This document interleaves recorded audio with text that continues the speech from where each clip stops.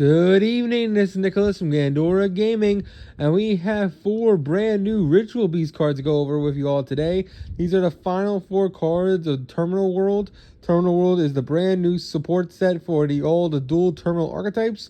We, of course, had our Gen X support, our Ice Barrier support, and our Infernoid support, and finally we have Ritual Beast support. I can't wait to read these cards and to see if they're insane or not.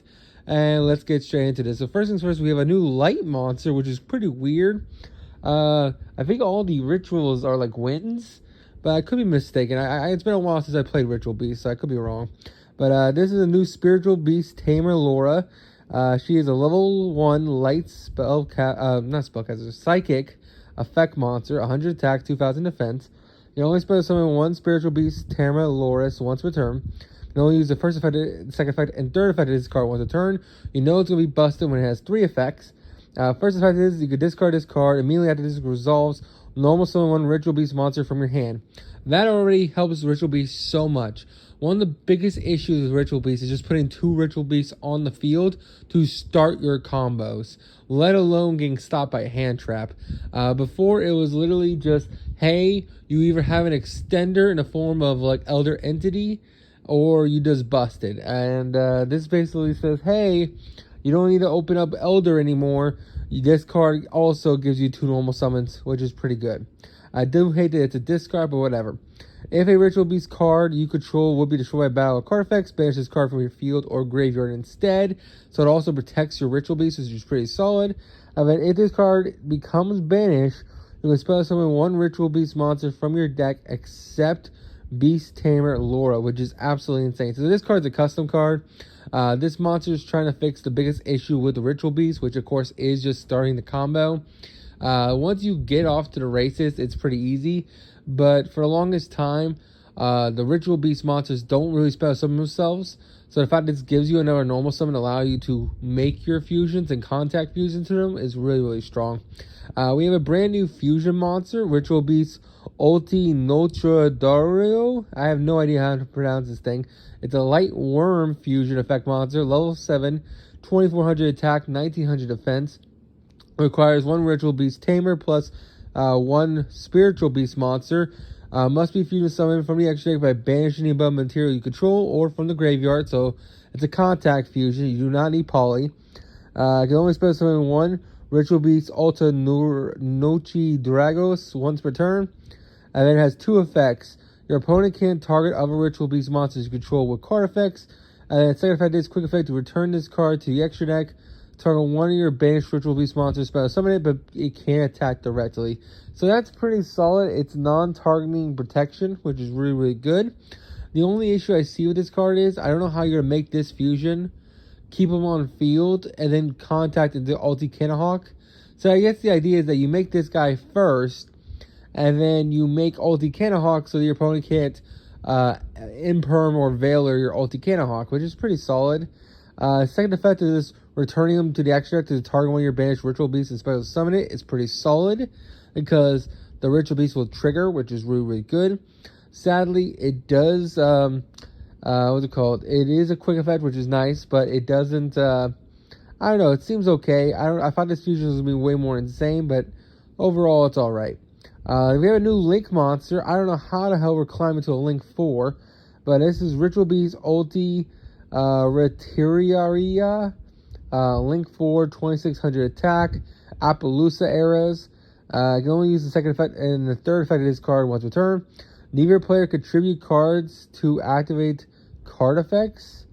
So neither player can contribute cards to activate card effects. That's a weird random floodgate. Why would tributing cards to activate card effects be a thing on here? But okay, that's a weird floodgate. And then you can target 1 of your banished Ritual Beast cards, return it to the hand or extra deck, and then immediately after this resolves, normal summon 1 Ritual Beast monster from your hand. And then its third effect is during your opponent's turn, quick effect, target 1 Ritual Beast monster card you control and 1 of your opponent's monsters and banishes them. This card is interesting. I don't think it's that great. For one, it's a Link 4, and Ritual Beast really can't make this guy. The only way I can really see Ritual Beast comboing into this dude He is generic. He just requires 3 effect monsters, so maybe there's a new engine we could play that could just cheat this guy out. But honestly, the only way I really see him is like turn 3 when we make Ambush and Steeds. So we can ambush and bring back like a whole bunch of Ritual Beast monsters on our opponent's turn. And then if they're still on field, we can then link summon into this guy on turn 3. I just don't see how we're link summoning into this guy turn 1. But if there's a way to do it, you all can tell me in the comments. But overall, he's really interesting. I don't get his second effect, his first effect. Neither player contribute cards to activate card effects. Does that mean, like, I think our Ritual Beast monsters want to return themselves back to extra deck. I really don't get that Floodgate effect. The first effect is throwing me off. I feel like I'm missing something with the Ritual Beast monsters, and that's an insane effect. But to me, I'm just missing it. Now we have the final card, Ritual Beast Inheritance. It's a continuous spell. You can only use the second and third effect of this card once a turn. First effect, monsters your opponent controls lose 200 attack for each different type Ritual Beast monster you control. So it's lowering their cost by 200. At max, it's going to be like 1,000. Actually, no, at max, it's going to be 12,000 lowering, which is pretty good. You can reveal 1 Ritual Beast monster in your hand. Add 1 Ritual Beast monster with a different type from your deck to hand. Then discard a card. That's pretty good. This card basically searches Warden, which is really, really good. He does have to discard his cost, which sucks. And then its third effect is if you have 2 or more monsters or spell summoned to your field at the same time, target 1 monster on the field, change its battle position. So I guess the idea there, it's like a cool battle phase effect where you summon monsters with ambush on your opponent's turn, thus you can put a monster in defense position or push one of their monsters into attack position so you can hit them. Overall, pretty cool support. I don't think this fixes Ritual Beast.